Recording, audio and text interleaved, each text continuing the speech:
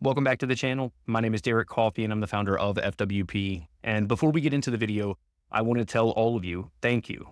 Thank you so much for the continued support. And I hope that you all have a wonderful Thanksgiving.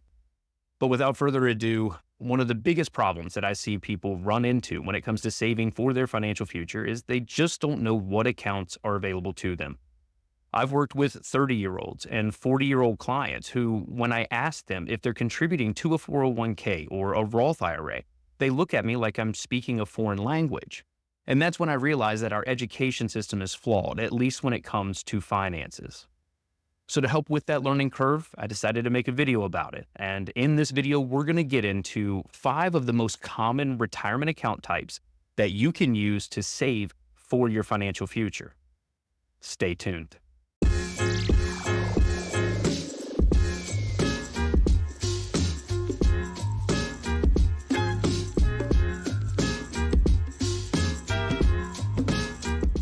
The first type of account that we're going to get into is your employer-sponsored account. And a lot of employers offer retirement plans as a benefit for you working there. Now, in the private sector, it's typically referred to as a 401k. If you work for a nonprofit, it might be a 403b. If you work for a government entity, then it might be a 457. But regardless of the plan that you're in, they all function similar to one another. With the 401k, you're most likely going to receive a company match of some sort. And what this is it's a contribution from your employer as long as you participate in the plan. A lot of times this is listed as a dollar for dollar or a 50 cent on the dollar match up to a certain percent. If you are eligible for a match, make sure that you're contributing enough to get that full match. It's a benefit to you. It's free money. So if all you have to do is save money on your own to get it, then you may as well do so. Now, with the 401k, it is subject to contribution limits. And what this is a maximum amount of money that you can put into the plan in a calendar year. In 2025, if you're under the age of 50, you can set aside $23,500 into your 401k. If you're over the age of 50, you can contribute $31,000. And then, this is a new rule, but if you are between the ages of 60 and 63, you can contribute $34,750 into your 401k.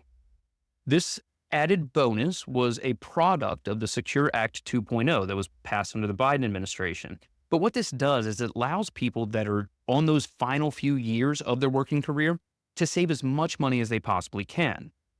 Now, these extended limits are only going to apply to a certain number of people. In 2023, only 14% of employer-sponsored plan participants actually maxed out their plan. But if you found yourself in a situation where you have additional money that you can set aside, then you may as well take advantage of it.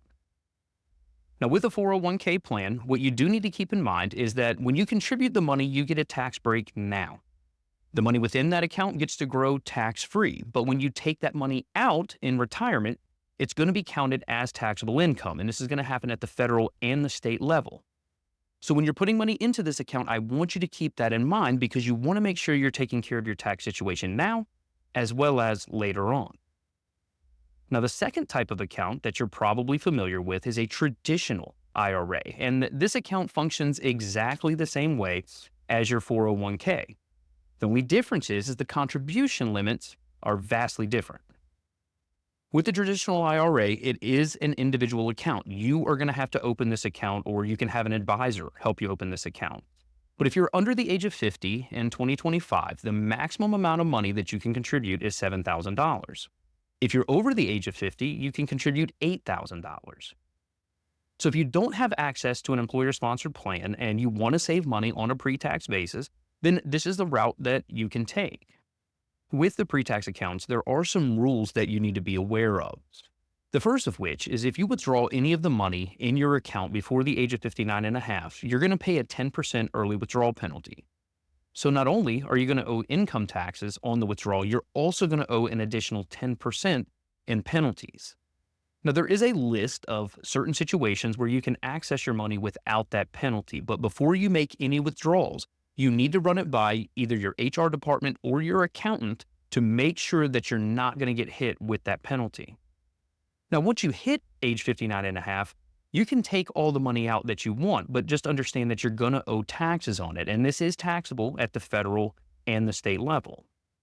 The final thing that I want you to keep in mind about pre-tax accounts is that they are going to be subject to required minimum distributions, or RMDs. What this is it's a forced withdrawal that the government makes you take so they can start collecting tax revenue.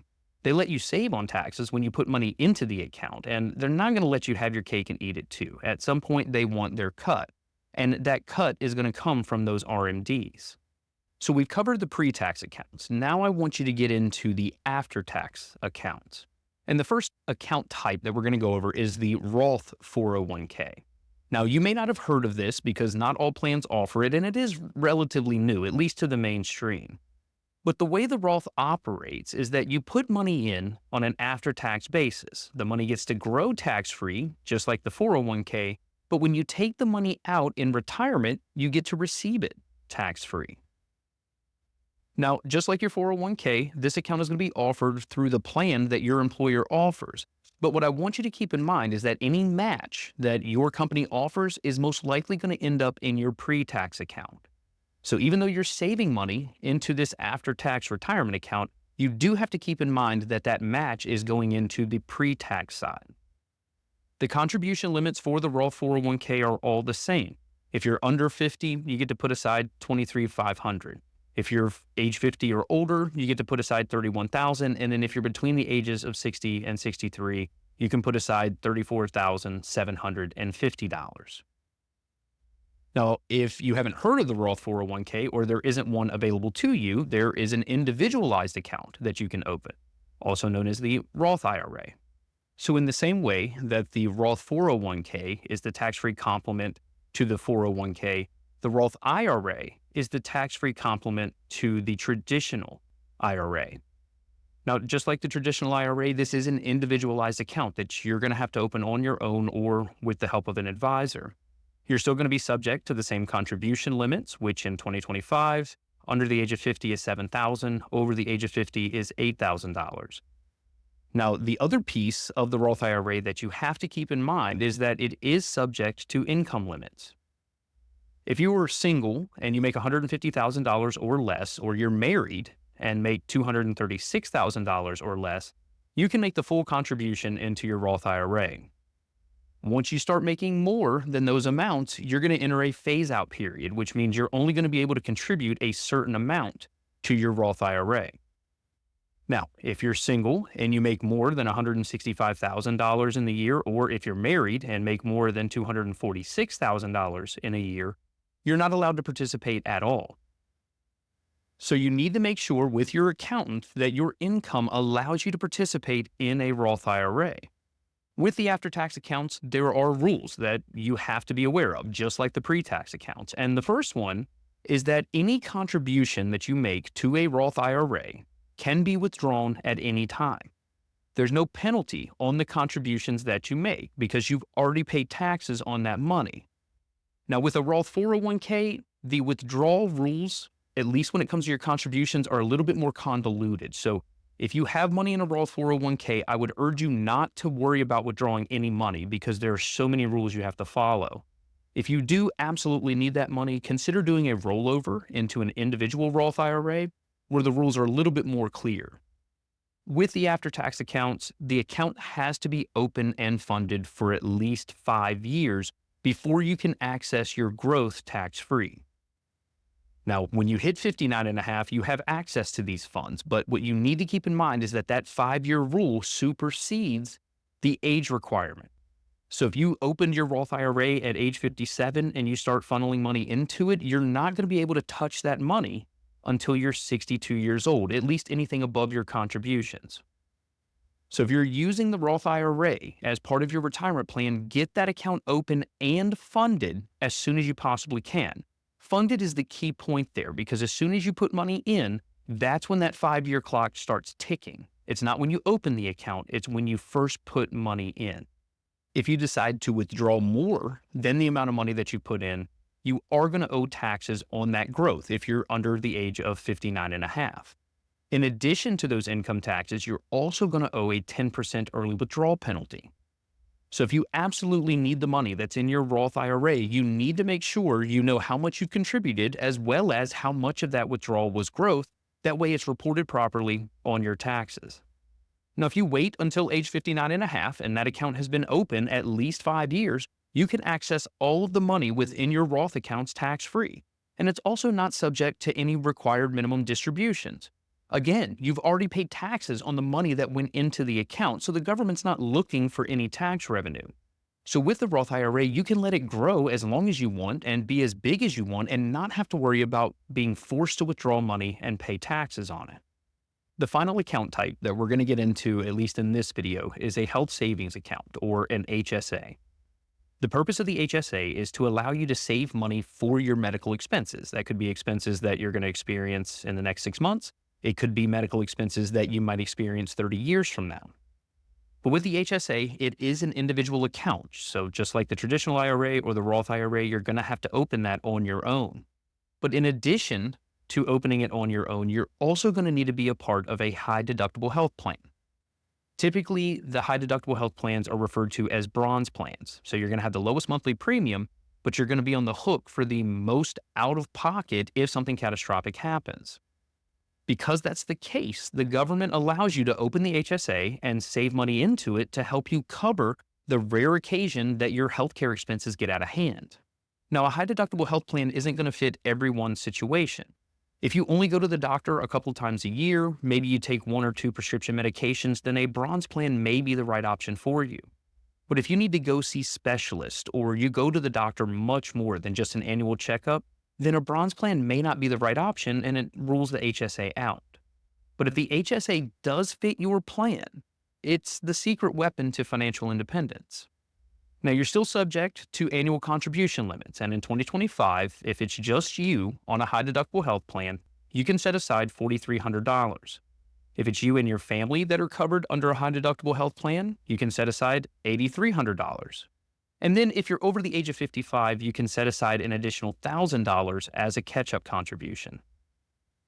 Now, the reason that the HSA is that secret weapon to financial independence is because you get to save money on a triple tax-free basis. The money you put in, you get to deduct from your taxable income, just like your traditional IRA or the 401k.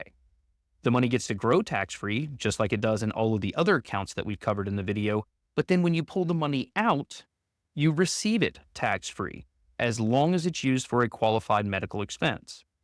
Now, the IRS has a whole list of what it considers to be a qualified medical expense, and I'll put a link to that in the description of the video. But as long as you take money out of your HSA for one of those expenses, you get the money tax-free. Now, just like all the other accounts, the HSA is subject to some rules, but they're a little bit different.